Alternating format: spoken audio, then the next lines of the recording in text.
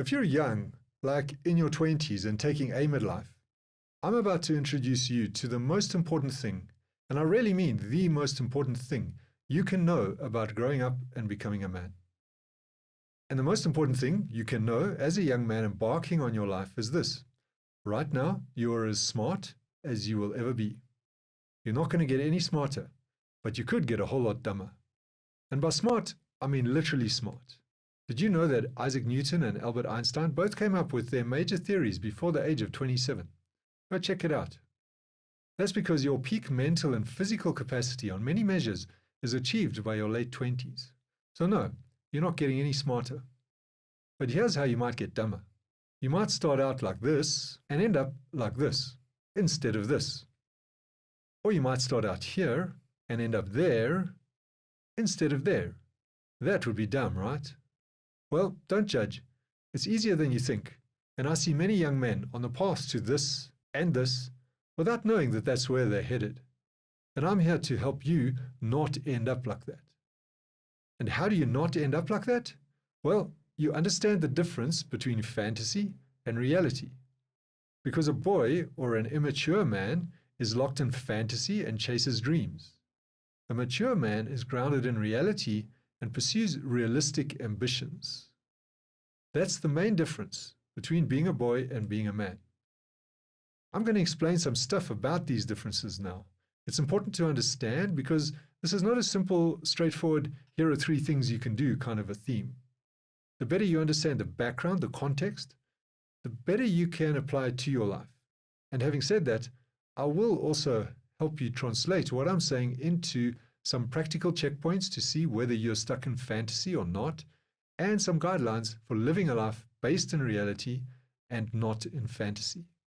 So let's go right back to the beginning and start with the distinction of boys versus men as it relates to fantasy versus reality.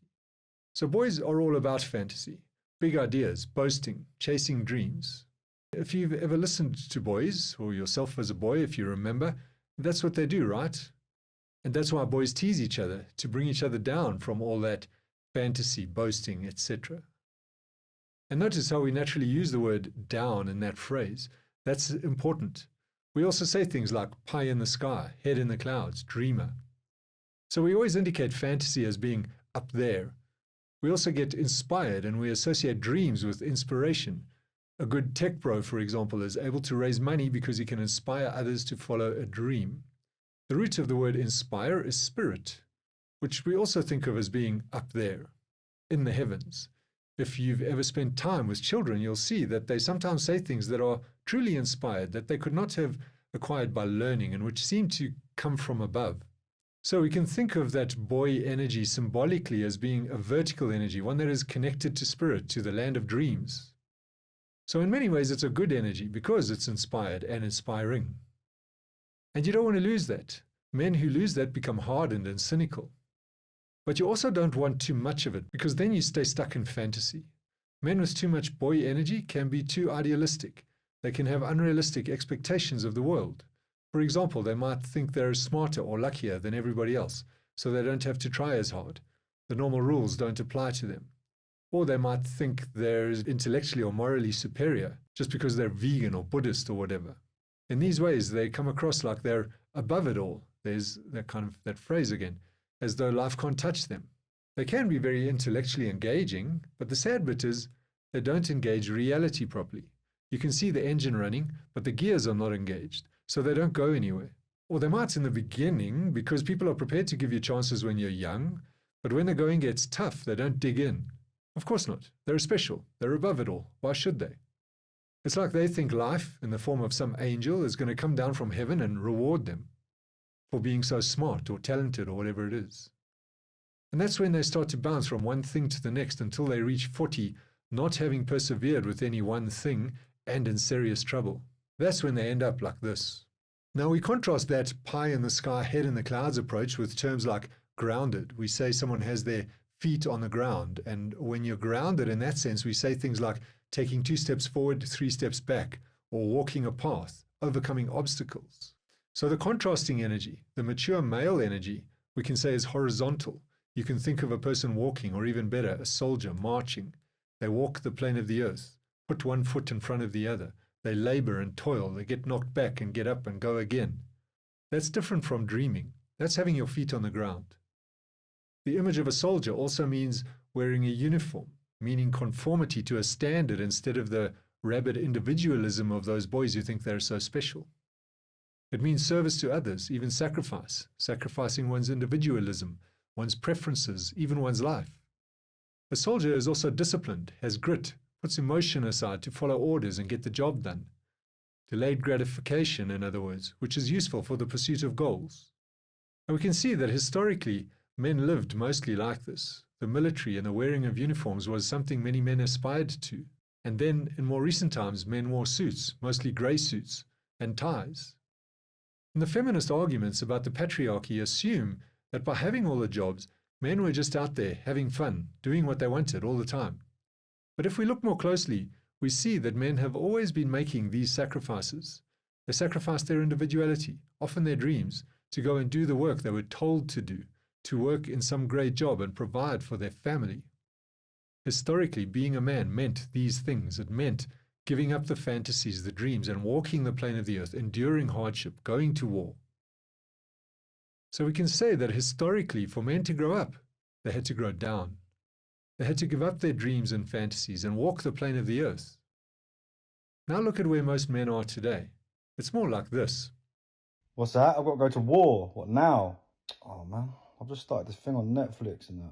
Or do I have to do the training? I think I'll be alright. I've played like bare Call of Duty. What? We'll fight them on the beaches.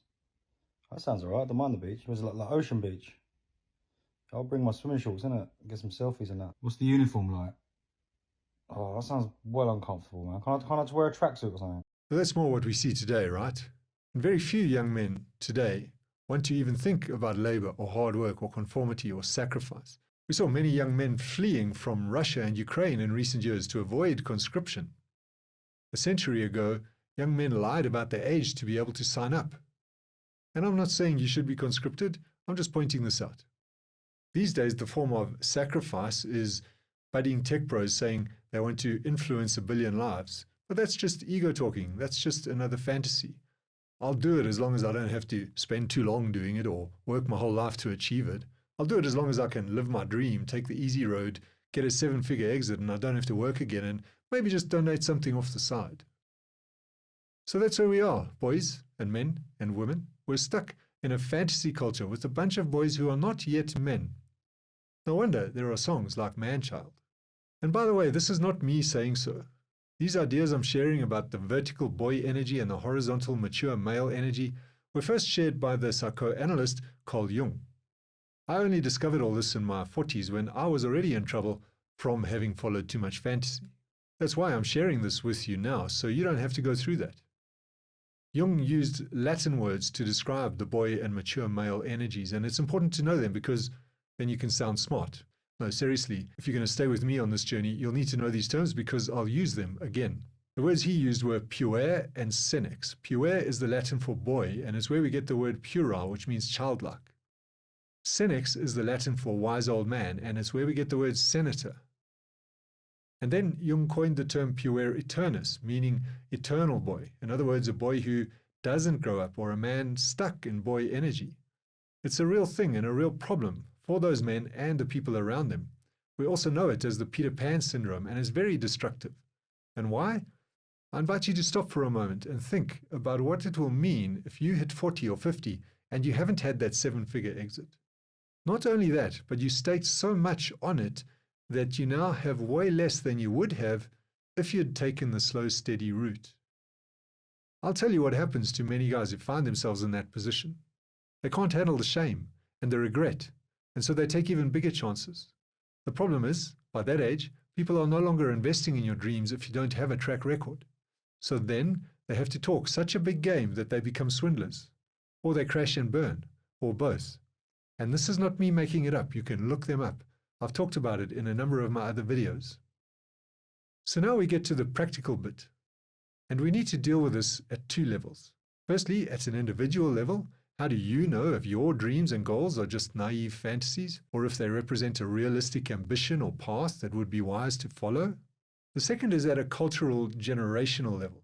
Because let's face it, Young men today are still a little bit stuck in fantasy, believing that they can be the next Steve Jobs or Elon Musk, working for reduced salaries in the hope that their stock options will one day give them a 7-figure exit. If you do the maths, those are all fantasies, my friend. Let's deal with the individual level first. Then you can jump to my next video to find out how this applies at a generational level, because that's a bit of a longer story, so I made a whole separate video on it. And if you're watching this more than a week after the release, it'll be available at the end. So now, take a long, hard look at yourself while I'm talking, because it's easy to see this in other people. It's much harder to see it in yourself. At the very heart of fantastical thinking is the notion that the normal rules don't apply to you. Ironically, in some ways you may have experienced that when you were young. Perhaps you were unusually smart or talented in some way, something you did a whole lot better than other kids and which came easily or naturally to you. Or you took some early chances and they paid off, so you experienced yourself as lucky and life as just a breeze. Or you got into trouble and managed to blag your way out of it in a way that surprised even you. These sorts of experiences will set up the belief that you have a superpower, something special that sets you apart, a place where nobody can touch you, or the belief that life is easy and can be worked to your advantage. And sometimes this unique talent can be combined or countered with a lack of appropriate recognition for that talent. So maybe your parents didn't recognize that particular talent, or they put you down in some way whenever you tried to express it. And so you developed an "I'll show you" attitude, which you linked, maybe not consciously, to your ability to do X or Y, that talent. And that lack of recognition or some other unfairness that you experienced may have left you with a sense that you've been shortchanged relative to your talent. And so life owes you something in the sense that you have a just you wait and see kind of attitude. Not consciously, but kind of in the background. At the end of the day, it's hard to see yourself clearly, especially when you're young. So you might want to ask the people around you. If enough of them say it describes you, then you probably ought to consider it. And yes, young people do tend to lean towards that kind of attitude and approach, but we're talking about it in a maybe having a bit of an overdose of that.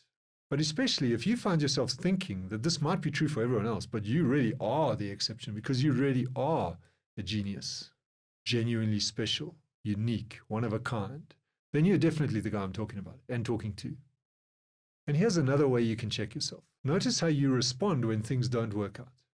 Do you treat it as a learning opportunity and adjust your sights or your approach to something more realistic? Or do you always treat that as just an exception, something that really didn't happen to you or shouldn't have happened to you, and that everything will be fine? You'll just carry on doing you in the same way. If you're more like the latter, then you're very likely living in a fantasy mindset and you're heading down a very dangerous road. Another sign is if you're not asking for advice or taking advice when it's given, but think that you know best, that you have all the answers, then that's another sign that you could be in a fantasy mindset. And once again, to qualify, young people tend to be more like that. So I'm not saying that it's absolutely the truth, but you've got to be careful. How open are you to that advice? Do you really think that you're so smart that you know it all? Now, if you're still here and listening, here's what you can do about it. No matter how special, unique, one of a kind, or genius you think you are, treat yourself as though you're just like everybody else. Even if your normal thinking and your logic and your sense of yourself tells you that you're special and you don't need to, even if it's true, still apply the maths to yourself in the same way as you would for other people. Or even better, apply it to yourself in the way that your most conservative friend or family member would. Accept that those same limitations might affect you. Then adjust your plans based on those parameters. That doesn't mean you'll have to give up on your dreams. It will just mean that you turn them from a fantasy to an ambitious plan. You'll go from being a dreamer to being a man with a plan. And if you stick to that plan, who knows? Maybe you will get lucky. Maybe life will surprise you. Maybe you'll even surprise yourself. The benefit of this approach is that if life happens for you the way it does for most people, then you won't fall so far behind the curve that you find yourself in despair when you hit 40. So good luck. I'm Neil Beerbaum, and I'm here to help you realize your realistic ambitions. Please like, share, comment, and subscribe. And don't forget to find out more about how this phenomenon is playing out at a generational level by jumping to that video I mentioned earlier.